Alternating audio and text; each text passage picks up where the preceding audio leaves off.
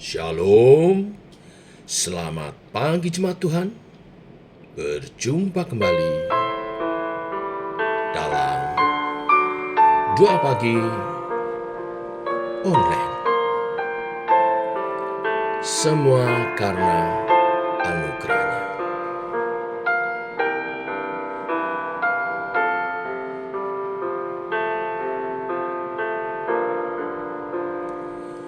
Bukan karena kebaikanku, bukan karena fasih lidahku, bukan karena kekayaanku,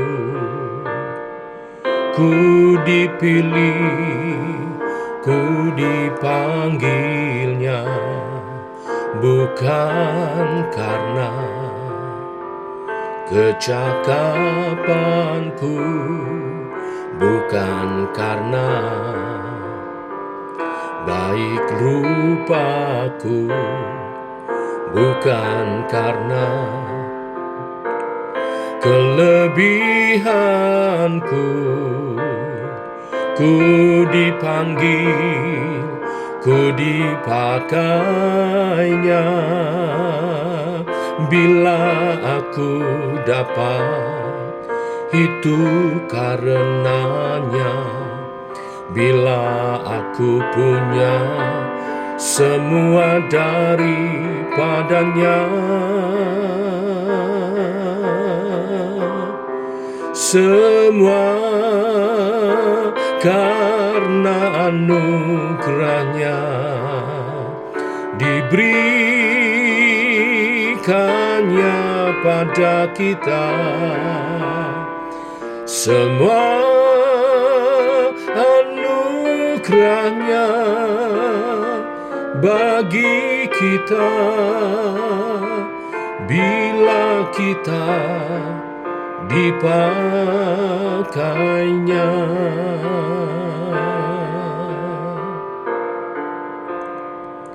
Bukan karena kebaikanku, bukan karena fasih lidahku, bukan karena kekayaanku, ku dipilih, ku dipanggilnya, bukan karena kecakapanku, bukan karena baik rupaku, bukan karena kelebihanku, ku dipanggil, ku dipakainya. Bila aku dapat, itu karenanya. Bila aku punya, semua daripadanya. Semua karena anugerahnya, diberikannya pada kita. Semua anugerahnya bagi kita, bila kita dipakainya. Semua karena anugerahnya, diberikannya pada kita. Semua anugerahnya bagi kita, bila kita dipakainya.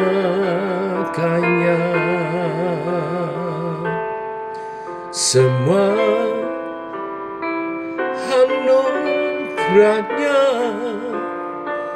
bagi kita bila kita dipakainya.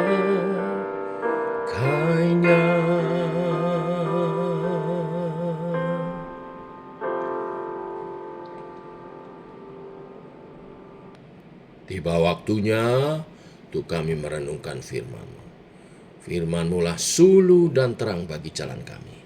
Berfirman Tuhan, terangi jalan kami, tuntun langkah kami. Dalam nama Tuhan Yesus Kristus. Amin. Bapak Ibu, kita lanjutkan renungan firman Tuhan pada pagi hari ini. Saya langsung lompat di Kisah Para Rasul pasal 15. Pasal 14 nanti Bapak Ibu baca sendiri untuk mengikuti kisah tentang penginjilan daripada para rasul. Kisah Para Rasul 15 ayat 1-11. Demikian firman Tuhan.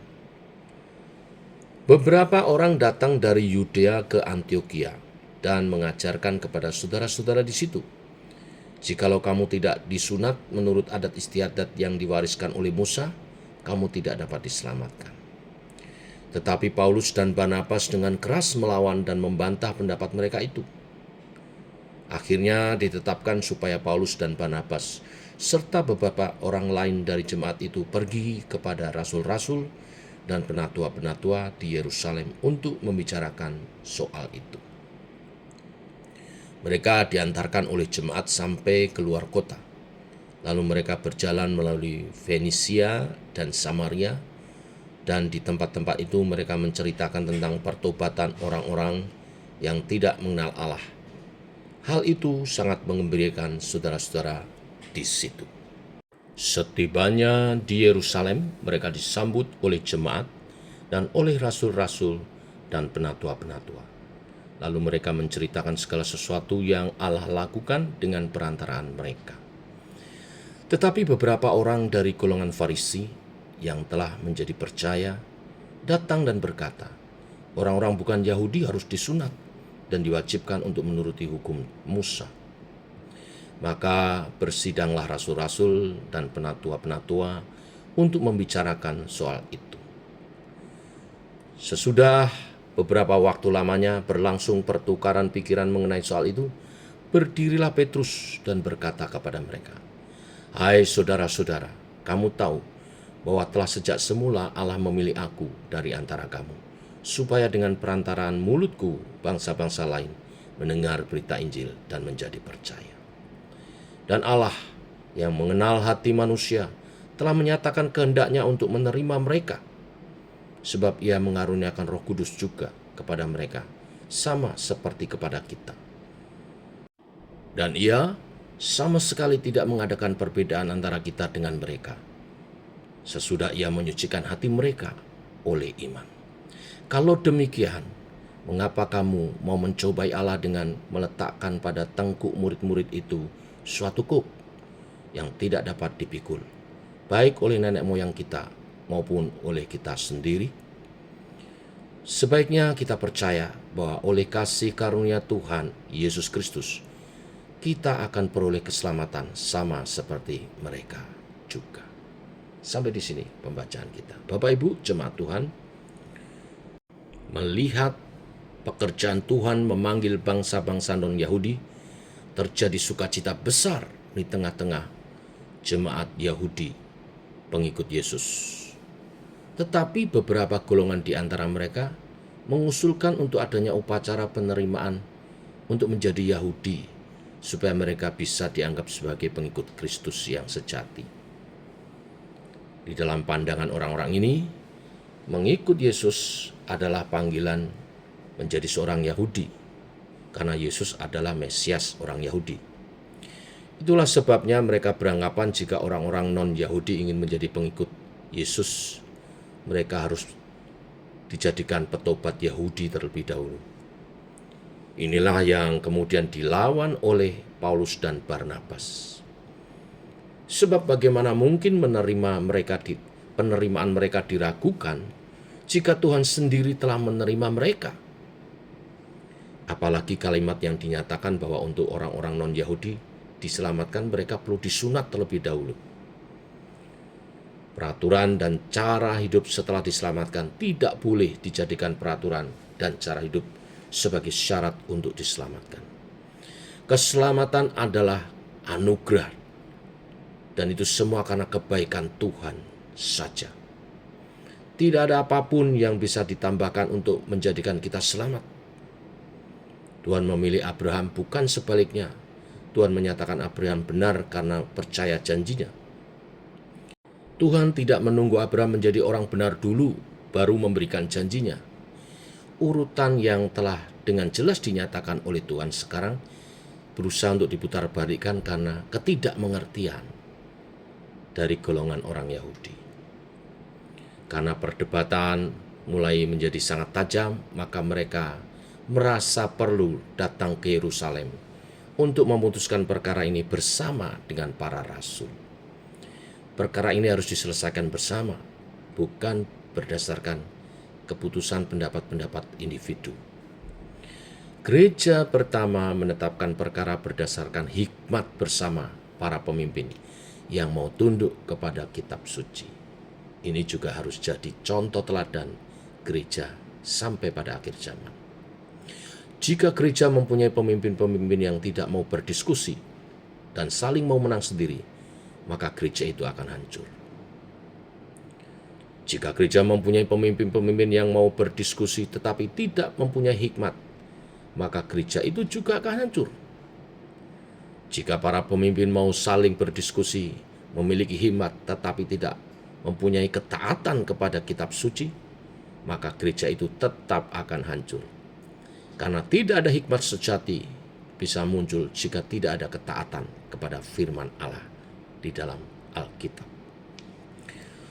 Jika para pemimpin mau berdiskusi, berpikir, berbicara, dan bertindak dengan hikmat, dan mau tunduk kepada otoritas Alkitab, firman Tuhan, maka gereja itu pasti akan diberkati dan menjadi berkat dengan limpah. Para rasul adalah para pemimpin yang berhikmat. Olehnya, mereka mau memutuskan segala sesuatu tidak sewenang-wenang. Mereka mau berdiskusi dan membicarakan hal-hal yang perlu didiskusikan dengan yang lainnya dan berdasar kepada firman Tuhan. Kita melihat di ayat 15-19 para rasul dengan rela tunduk kepada Alkitab, firman Tuhan sebagai otoritas tertinggi. Itulah sebabnya mengenai sunat dan tata cara Musa harus diputuskan bersama dengan para rasul di Yerusalem. Setelah sampai di Yerusalem, Paulus dan Barnabas menceritakan tentang pekerjaan Tuhan yang mempertobatkan bangsa-bangsa lain secara besar. Dan munculnya tentangan dari orang-orang Kristen dari golongan Farisi yang menuntut untuk mereka non-Yahudi harus disunat. Mereka dengan tegas menyatakan bahwa orang non-Yahudi mesti disunat dan dijadikan petobat di dalam agama Yahudi dulu. Di ayat 6 dan 7 dikatakan bahwa mereka terus mendiskusikan hal itu hingga saat diambil keputusan tentang apa yang harus dilakukan. Petrus berdiri dan menyatakan satu hal yang sangat penting yang menjadi jalan keluar bagi pergumulan masalah sunat atau tidak disunat jemaat gereja orang-orang yang non-Yahudi. Petrus berkata bahwa penerimaan bangsa-bangsa kafir itu dilakukan oleh Tuhan dengan tanda-tanda yang diberikan dengan jelas dari Tuhan sendiri. Jika Tuhan yang sudah menerima mereka, mengapa harus ada yang mempertanyakan status mereka di dalam Tuhan hanya karena mereka tidak termasuk golongan yang tidak bersunat? Jika Abraham saja dibenarkan sebelum dia bersunat, mengapa harus mempermasalahkan status orang-orang non-Yahudi hanya karena mereka tidak bersunat? Petrus mengingatkan bahwa Kornelius, orang non-Yahudi, telah menerima Roh Kudus sama seperti para murid di Yerusalem. Tuhan tidak membedakan siapa yang Dia pilih, dan Dia anugerahkan Roh Kudus-Nya. Dan jika Tuhan telah mengaruniakan Roh Kudus dengan begitu limpah, bagaimana mungkin ada orang yang masih mempertanyakan keadaan orang yang telah menerima Kristus itu? Mulai hari ini, belajar dari kisah para rasul. Mari kita belajar untuk menilai orang berdasarkan cara Tuhan menilai orang lain. Kita harus melihat bahwa Allah adalah Allah yang penuh kemurahan hati kepada orang-orang berdosa yang tidak layak. Allah mengasihi mereka. Allah begitu panjang sabar dan murah hati, memberikan kemurahannya kepada siapa Dia mau. Dan ketika Dia sudah memanggil orang-orang yang diberi kemurahan ini, kita tidak dipanggil untuk memberikan perbedaan kepada mereka dengan perbedaan yang Tuhan sendiri tidak lakukan. Ini tidak berarti kita tidak boleh menilai orang lain berdasarkan benar atau salah. Kita tetap harus membedakan mana hal yang benar, mana hal yang salah, yang pantas dan yang tidak pantas. Tetapi kita tidak berhak menilai apakah seseorang itu pantas diterima oleh Tuhan, pantas diterima sebagai jemaat. Semua orang pantas diterima sebagai jemaat, karena Tuhan memanggil setiap orang berdosa untuk bertobat, dan Tuhan menebus semua orang. Kita semua tidak ada yang pantas diterima sesungguhnya, jika bukan karena kemurahannya. Biarlah kebenaran firman pada pagi hari ini memberi pengajaran kepada kita sikap terhadap petobat-petobat baru, apapun latar belakang mereka. Jangan mudah menghakimi, tapi jadilah saudara yang menerima untuk membimbing mereka petobat-petobat baru bertumbuh dalam iman yang sesuai kebenaran firman. Tuhan memberkati. Mari kita berdoa. Bapa, kami mengucap syukur oleh kasih dan anugerah-Mu, rahmat-Mu baru. Demikian pagi ini firman-Mu mengajar kepada kami bagaimana gereja Tuhan menyelesaikan masalah bila ada pertentangan di antara kami. Engkau mengajar kami untuk berdiskusi, membicarakan masalah-masalah yang ada di jemaat dengan menerima pendapat satu dengan yang lain dan mengedepankan kebenaran firman. Tuhan menolong dengan hikmat dari Roh Kudus, sehingga setiap persoalan yang ada oleh pimpinan Roh Kudus, para pemimpin dapat menyelesaikan, mengambil keputusan-keputusan yang tepat dalam terang firman Tuhan, dalam ketaatan dan hikmat Tuhan. Tuhan berkati JKI Sema yang makin berkembang, yang saat ini sedang mempersiapkan juga pembukaan cabang yang ketiga di Kelapa Gading. Tuhan menolong. Ini juga bagian untuk jemaat ini bertumbuh. Kami tahu bersama dengan pertumbuhan ini juga banyak hal perlu didiskusikan. Tuhan yang memberi hikmat para pemimpin pengurus bersama dengan jemaat Tuhan mendoakan untuk pekerjaan Tuhan makin diluaskan. Dalam nama Tuhan Yesus Kristus. Amin. Demikian saudara doa pagi kita. Selamat pagi. Shalom.